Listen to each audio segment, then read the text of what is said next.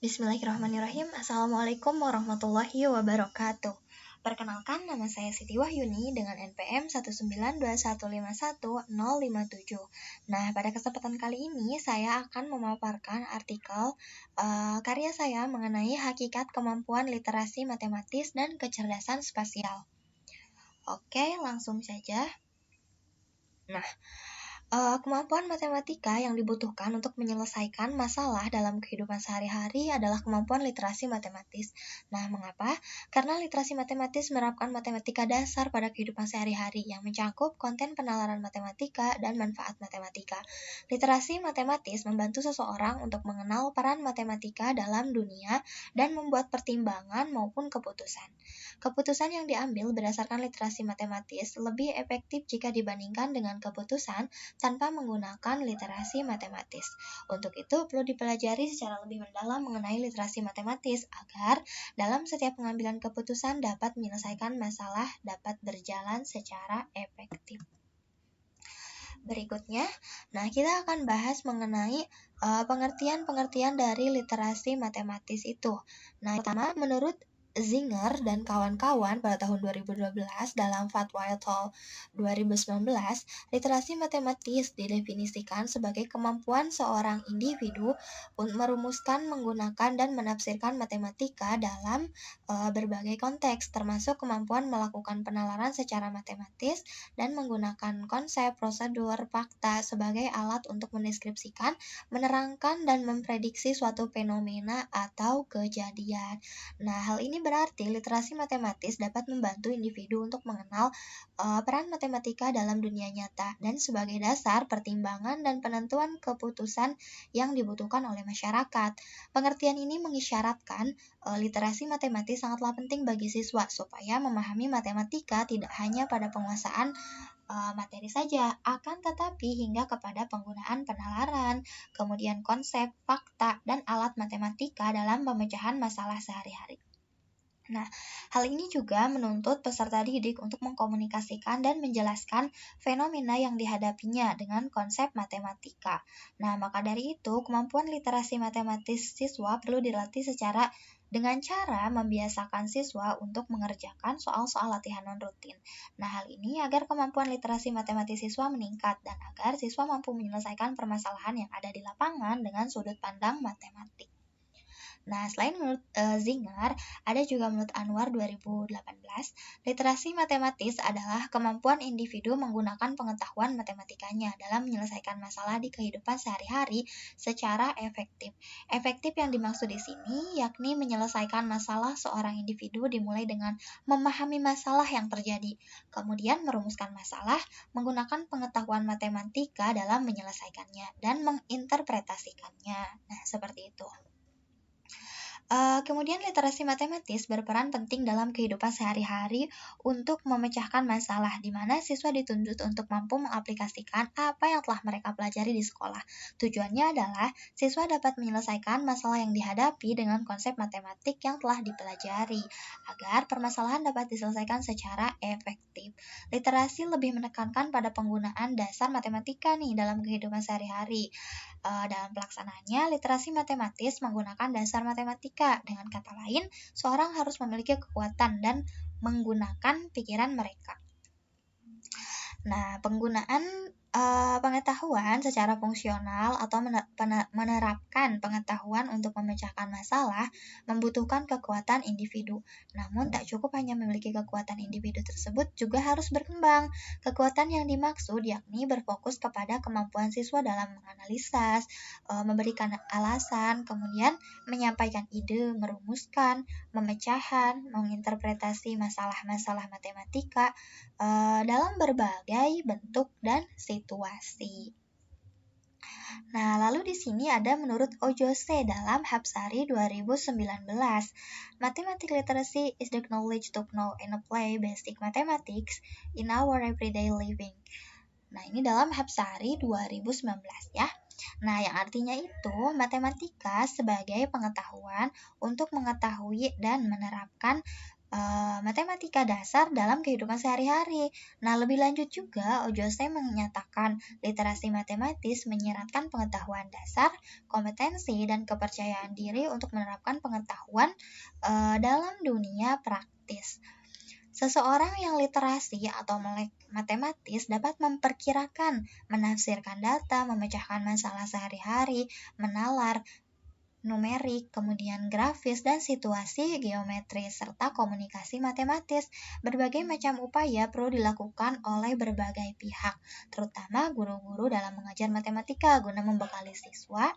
Hal ini agar memiliki kemampuan berpikir logis dan analisis, sistematis, kritis, kreatif, serta mampu untuk bekerja sama. Nah, seperti itu ya. Nah, upaya-upaya yang dilakukan bisa dengan menerapkan dan mengembangkan model pendekatan maupun strategi pembelajaran matematika yang karakteristiknya dapat meningkatkan kemampuan literatis matematis siswa.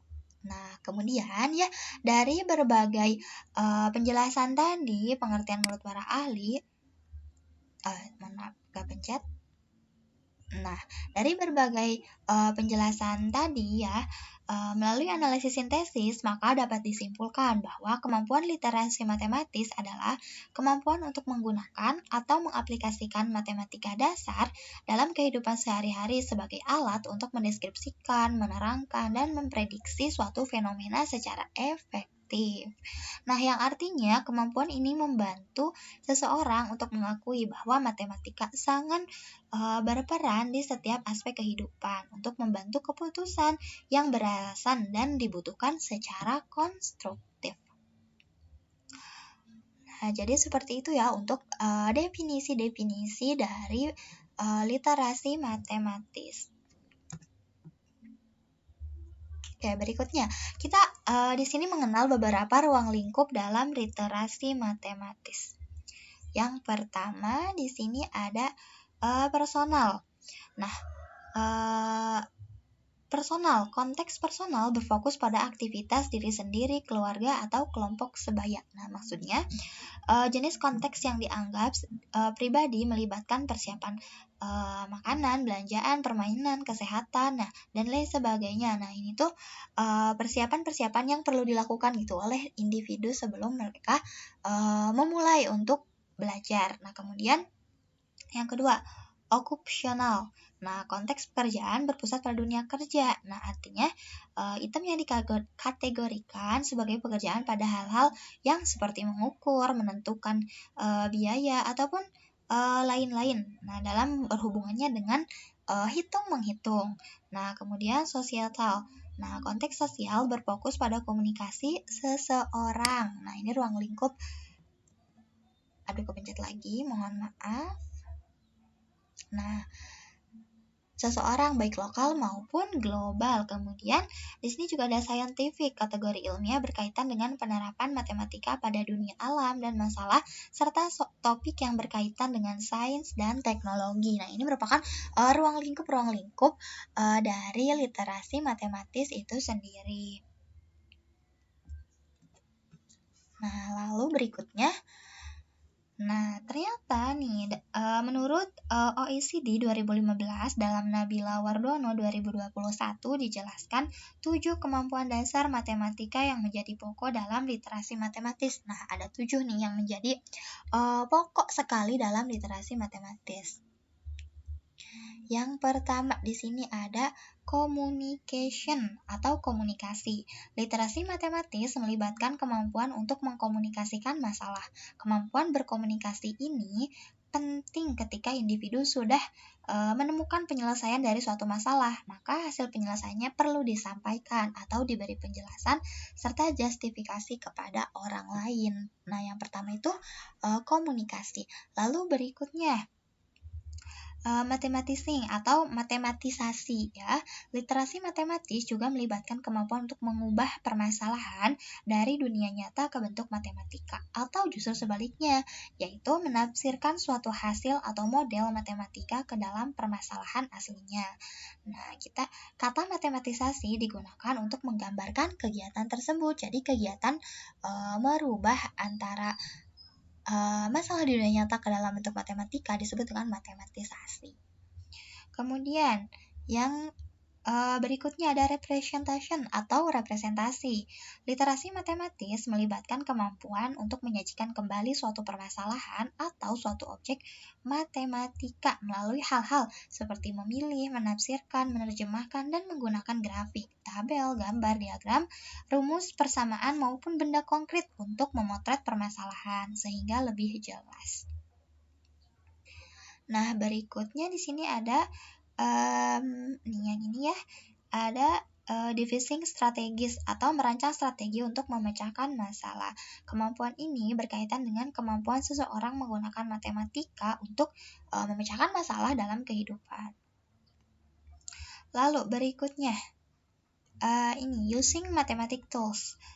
Artinya, literasi matematika melibatkan kemampuan dalam menggunakan alat-alat matematika, misalnya melakukan pengukuran, operasi penjumlahan, pengurangan, dan lain sebagainya. Hal ini bertujuan untuk membantu proses matematisasi, mohon maaf ya, dan mengetahui keterbatasan dari alat-alat tersebut. Nah, kemudian, using symbol, formal, and technical language and using operations. Nah, di sini artinya penggunaan simbol, bahasa formal dan teknis, dan juga penggunaan operasi. Nah, maksudnya kemampuan ini melibatkan pemahaman, penafsiran, kemampuan manipulasi suatu konteks matematika yang digunakan dalam menyelesaikan suatu permasalahan. Nah, lalu yang terakhir, di sini ada kesalahan ya, harusnya yang terakhir itu adalah reasoning and argument, artinya penalaran dan argumen. Literasi matematis melibatkan kemampuan menalar dan memberi alasan. Kemampuan ini berakar pada kemampuan berpikir secara logis untuk melakukan analisis terhadap informasi untuk menghasilkan kesimpulan yang beralasan. Next, nah tadi kan dibahas juga mengenai level dalam literasi matematis. Nah, dalam literasi matematis ini ada 6 level. Nah, di mana level 6 merupakan level tertinggi, sedangkan level 1 merupakan level terendah. Nah, oke, yang kita mulai dari level tertinggi dulu, yaitu yang level 6. Siswa dapat melakukan konseptualisasi dan generalisasi menggunakan informasi berdasarkan modeling dan penelaahan dalam suatu situasi yang kompleks. Nah, siswa pada tingkatan ini telah mampu berpikir dan bernalar secara matematis ya, karena pada tahap ini merupakan tahap yang paling tinggi. Kemudian yang kelima, siswa dapat bekerja dengan model untuk situasi yang kompleks, mengetahui kendala yang dihadapi, dan melakukan dugaan-dugaan. Siswa pada tingkatan ini dapat bekerja dengan menggunakan pemikiran dan penalaran yang luas, serta secara tepat menghubungkan pengetahuan dan keterampilan matematikanya dengan situasi yang dihadapi. Lalu yang keempat, pada level keempat ini, siswa dapat bekerja secara efektif dengan model dalam situasi yang konkret tetapi kompleks. Siswa pada tingkatan ini dapat menggunakan keterampilannya dengan baik dan mengemukakan alasan dan pandangan yang fleksibel sesuai dengan konteks. Lalu berikutnya ini yang pada tahapan ketiga, siswa dapat melaksanakan prosedur dengan baik, termasuk prosedur yang memerlukan keputusan secara berurutan. Siswa pada tingkatan ini dapat menginterpretasikan dan menggunakan representasi berdasarkan sumber informasi yang berbeda dan mengemukakan alasannya. Lalu pada tingkat yang kedua, pada level yang kedua, siswa dapat menginterpretasi dan menganalisis situasi dalam konteks yang memerlukan inferensi langsung. Siswa pada tingkat ini dapat mengerjakan algoritma dasar, menggunakan rumus, melaksanakan prosedur atau konveksi sederhana. Lalu siswa pada tingkat pertama atau siswa pada tingkat yang terendah, siswa dapat menjawab pertanyaan yang konteksnya umum dan dikenal, serta semua informasi yang relevan tersedia dengan pertanyaan yang jelas. Nah, setiap kemampuan pada level-level ini sendiri memiliki memiliki indikator-indikator tersendiri ya dalam setiap levelnya. Nah, setiap indikatornya ini contohnya nih, kita dari yang pertama. Di sini kan siswa dapat menjawab pertanyaan yang konteksnya umum dan dikenal serta semua informasi yang relevan tersedia dengan pertanyaan yang jelas. Nah, untuk contoh indikatornya, peserta didik mampu menjawab pertanyaan yang konteksnya umum dan dikenal serta semua informasi yang relevan tersedia dengan pertanyaan yang jelas. Berikutnya, peserta didik mampu mengidentifikasi informasi dan menyelesaikan prosedur rutin menurut instruksi eksplisit. Peserta didik mampu melakukan tindakan sesuai dengan stimulus yang diberikan. Nah, itu contohnya ya. Nah, di setiap level ini sendiri memiliki indikator-indikator. Nah, untuk lebih lanjutnya ada di artikel yang telah saya lampirkan. Nah, contoh soal literasi matematis. Nah, untuk mengetahui nih tingkat kemampuan literasi siswa berada di level mana, maka kita dapat memberikan siswa soal yang dapat diselesaikan dengan kemampuan literasi matematis. Lalu kemudian kita amati nih hasil jawaban siswa dengan indikator yang ada, maka akan terlihat siswa berada di level berapa. Berikut ini merupakan contoh soalnya nih. Ahli astronomi menyatakan pada abad ke-21 gerhana matahari akan terjadi 16/17 kali peristiwa dari abad 20. Berikut ini manakah yang paling mencerminkan makna dari pernyataan ahli astronomi tersebut? Kapan gerhana matahari akan terjadi? Tidak dapat diperkirakan karena kita tidak dapat mengetahui apa yang akan terjadi di masa depan. Berikutnya, 16/17 kali 100 sama dengan 94,12. Jadi ada kemungkinan akan terjadi 94 atau 95 gerhana matahari pada abad 21. Lalu 16/17 kurang dari 1, jadi gerhana matahari tidak akan terjadi pada abad ke-21. Diperkirakan pada abad ke-21 gerhana matahari yang terjadi lebih sedikit daripada abad ke-20. Nah, berikan penjelasan untuk mendukung jawabanmu. Nah, sekilas ya, kita lihat bahwasannya soal literasi ini terlihat sederhana, namun ternyata hal ini membutuhkan analisis yang baik dan pengetahuan dasar matematika. Nah, khususnya pengetahuan tentang pecahan dan juga peluang untuk suatu kejadian. Kesulitan pada soal yang disajikan terletak pada kemampuan siswa untuk menilik jawaban yang didasari pada sebuah argumen yang tepat dan berdasarkan kaidah matematik yang runtut. Nah, meskipun terlihat sederhana, namun hal ini memerlukan pemikiran yang lebih jauh.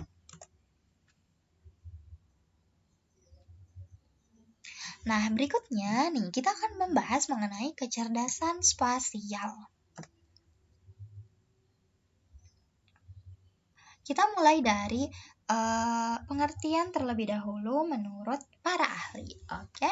Nah, yang pertama, menurut Citra dan kawan-kawan atau Citra et al. Ya, pada tahun 2001, kecerdasan spasial adalah kecerdasan yang berkaitan dengan kemampuan seseorang dalam melihat dengan benar dunia visual spasial dan untuk mengubah persepsi mereka. Nah, maksudnya kecerdasan ini mencakup kepekaan terhadap warna, garis, bentuk, ruang, dan hubungannya yang ada di antara elemen-elemen ini. Nah, kecerdasan spasial ini kemampuan untuk melihat benda-benda visospasial, yang artinya dengan benar dan mentransformasikan penglihatan tersebut ke dalam bentuk yang berbeda. Nah, seseorang individu dalam hal ini adalah tentu saja seorang siswa dengan kecerdasan spasial seringkali memiliki kemampuan untuk menciptakan imajinasi 2 atau 3 dimensi di kepala mereka atau dalam bentuk yang sebenarnya. Kecerdasan spasial adalah kemampuan untuk memvisualisasikan. Nah, di sini kan kemampuan melihat, jadi kemampuan memvisualisasikan hal-hal yang berupa gambar atau bentuk dalam pikiran untuk merencanakan dan memecahkan masalah atau menciptakan produk. Nah, berikutnya menurut Gardner dalam Rahayu 2019. Kecerdasan spasial adalah kemampuan untuk membentuk suatu gambaran mental tentang tata ruang atau menghadirkan dunia mengenai ruang secara internal di dalam pikirannya atau mind. Nah, kecerdasan spasial yang dimaksud dalam penelitian yang dilakukan oleh Gardner ini adalah kemampuan berimajinasi, memvisualisasikan suatu objek ke dalam ruang 2 dimensi atau 3 dimensi, termasuk kemampuan memahami informasi yang disajikan dalam bentuk representasi spasial berupa diagram, gambar, grafik, dan simbol-simbol, serta menggunakannya dalam penalaran. Kecerdasan spasial yang berkaitan dengan matematika adalah aspek ruang, bangun, dan waktu. Seseorang yang memiliki kecerdasan spasial akan mempunyai kapasitas mengelola gambar, bentuk, dan ruang 3 dimensi. Sehingga pembelajaran matematika dan materi-materi tertentu sangat membutuhkan kemampuan spasial untuk menafsirkan bentuk-bentuk 3 dimensi, yaitu mencakup titik, garis, sudut, sisi, bidang, ataupun ruang. Kemudian, menurut Armstrong tahun 2009 dalam Dari dan kawan-kawan pada tahun 2018, kecerdasan spasial adalah kemampuan untuk memersepsikan dunia visual spasial secara akurat dan melakukan transformasi berdasarkan persepsi tersebut. Kecerdasan ini melibatkan kepekaan terhadap warna, garis, bentuk, ruang, dan hubungannya yang ada di antara unsur-unsur itu. Nah, dengan demikian, dalam menyelesaikan masalah, terutama masalah geometri, kecerdasan spasial ini terkait dengan kemampuan siswa dalam memahami objek-objek geometri dan kemampuan siswa dalam mempresentasikan objek-objek geometri yang berupa titik dan juga garis dan lain sebagainya. Nah, kecerdasan visual spasial ini merupakan salah satu kecerdasan yang perlu distimulus dan dikembangkan. Anak yang punya kecerdasan visual spasial memiliki kemampuan untuk menciptakan imajinasi atau menciptakan bentuk 3 dimensi.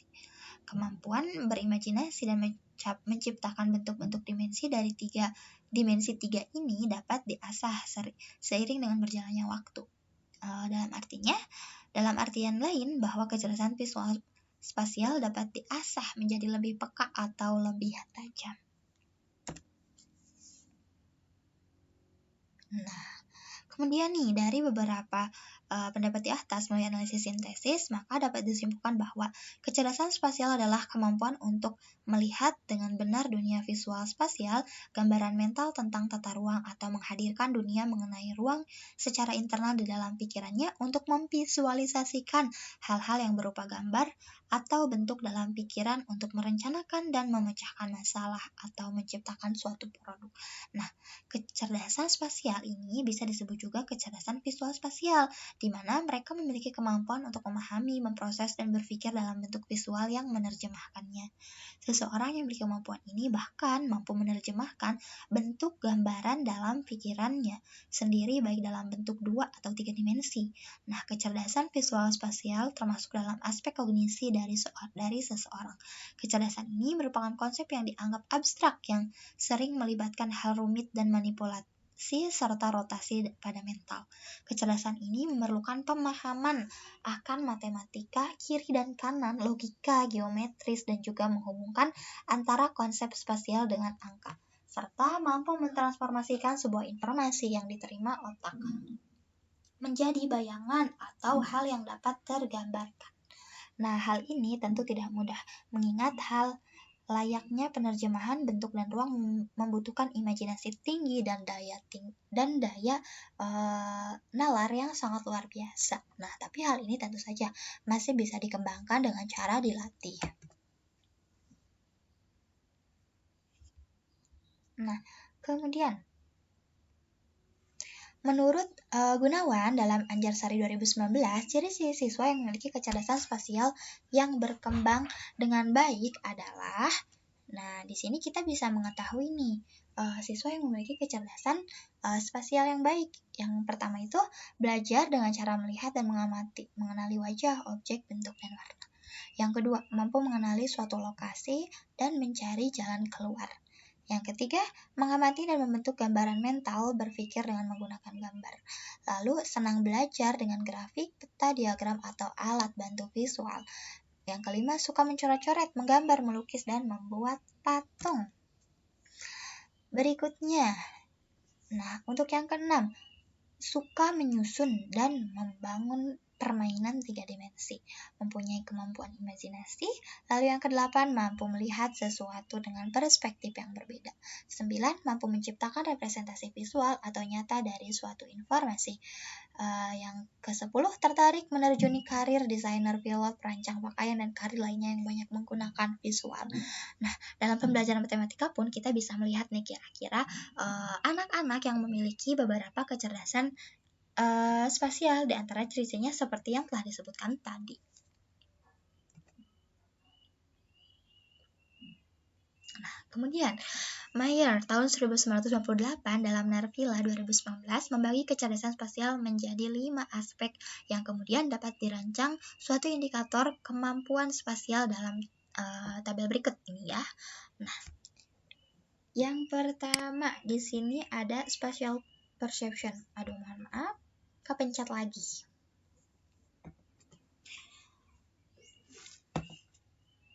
Nah, di sini ya. Nah, ini spatial perception. Nah, di sini maksudnya kemampuan untuk mengenali bahwa ukuran dan bentuk subjek tepat walaupun stimulusnya berbeda, yang didasarkan pada apa yang kita rasa dari perspektif tersebut. Nah, untuk indikatornya sendiri dapat menyatakan bentuk atau ukuran yang sebenarnya dari suatu tampilan dimensi 3 berdasarkan perspektif tertentu. Kemudian yang kedua, visualization. Nah, maksudnya kemampuan membayangkan suatu perubahan bentuk dari suatu objek atau perubahan susunan bagian dari suatu objek tertentu. Nah, untuk indikatornya sendiri dapat menyatakan kondisi atau bentuk yang sebenarnya dari suatu perubahan susunan atau bagian objek tertentu. Kemudian yang keempat ada mental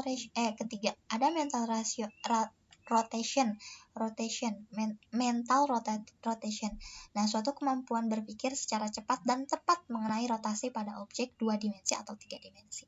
Nah, untuk indikatornya dapat menyatakan bentuk atau posisi suatu bangun ruang sebagai akibat dari rotasi. Lalu berikutnya ada spatial relation. Nah, yang di sini spatial relation maksudnya kemampuan memahami bentuk suatu objek atau bagian dari suatu objek dan hubungan antar objek bagian tersebut. Nah, untuk indikatornya dapat menyatakan hubungan unsur-unsur dalam 3 dimensi. Lalu yang terakhir di sini ada spatial orientation, kemampuan mengenal susunan atau bentuk suatu objek pada perspektif dan situasi tertentu. Nah, untuk indikatornya dapat menyatakan bentuk suatu objek jika dilihat dari berbagai perspektif dan situasi tertentu. Nah, di sini berdasarkan indikator di atas tadi nih ya, yang telah kita bahas di atas, maka kita dapat menyusun sebuah kisi-kisi untuk mengetahui tingkat kecerdasan spasial siswa. Kecerdasan spasial siswa sangat erat kaitannya dengan materi geometri, baik bidang datar maupun ruang. Berikut ini merupakan contoh kisi-kisi soal tes kemampuan spasial pada siswa SMA dengan cakupan materi geometri ruang. Untuk spatial perception-nya yaitu menentukan balok yang memiliki diagonal ruang yang sama jika diberikan beberapa balok tertentu. Relation-nya menentukan nilai kebenaran dari suatu pernyataan mengenai jarak titik ke garis jika bidang jika diberikan suatu kubus dengan ukuran tertentu. Untuk mental relation-nya menentukan jarak titik ke bidang pada suatu bangun setelah bangun itu diputar. Untuk visualization-nya menentukan jarak garis ke garis jika diberikan suatu jaring-jaring kubus. Menentukan jarak garis ke bidang jika diberikan suatu jaring-jaring kubus.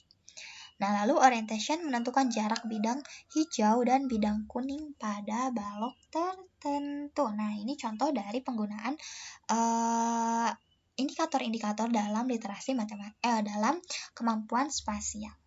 Nah, kemudian nih, literasi matematis itu sangat erat kaitannya dengan kecerdasan spasial. Untuk bisa menyelesaikan permasalahan dalam kehidupan sehari-hari menggunakan konsep dasar matematika, nah di dalamnya tidak terlepas dari bantuan kecerdasan spasial. Nah, OECD 2016 menyatakan bahwa dalam menyelesaikan soal literasi matematika diperlukan kemampuan representasi dan penalaran visual, sehingga kecerdasan spasial merupakan kecerdasan yang dapat membantu siswa untuk memvisualisasikan sebuah soal yang berhubungan dengan geometri. Nah, oleh karena itu, meningkatkan kemampuan literasi matematis siswa perlu dikembangkan pula kecerdasan siswa melalui berbagai soal non-rutin. Nah, meningkatnya kecerdasan spasial siswa berkolerasi positif dengan kemampuan literasi matematis dan berdampak pula pada keberhasilan pendidikan di Indonesia. Nah, hal ini berarti jika kemampuan spasial siswa baik, maka kemampuan literasi siswa juga baik. Jika kemampuan literasi baik, maka tingkat skor PISA Indonesia akan meningkat. Yang artinya pendidikan di Indonesia pun meningkat. Artinya pendidikan di Indonesia sudah mengalami perbaikan. Nah, seperti itu. Nah, mungkin Hanya itu yang dapat saya sampaikan, dan di sini ada sedikit kutipannya dari Imam Syafi'i. Jika kamu tidak sanggup menahan lelahnya belajar, maka kamu harus sanggup menahan perihnya kebodohan. Ini sebagai penyemangat aja untuk kita. Berikutnya, tetap semangat. Nah, terima kasih atas perhatiannya. Videonya memang cukup panjang, tapi semoga tidak membosankan ya. Apabila ada pertanyaan, boleh langsung disampaikan di Google Classroom. Saya Siti Wahyuni pamit. Terima kasih. Wassalamualaikum warahmatullahi wabarakatuh.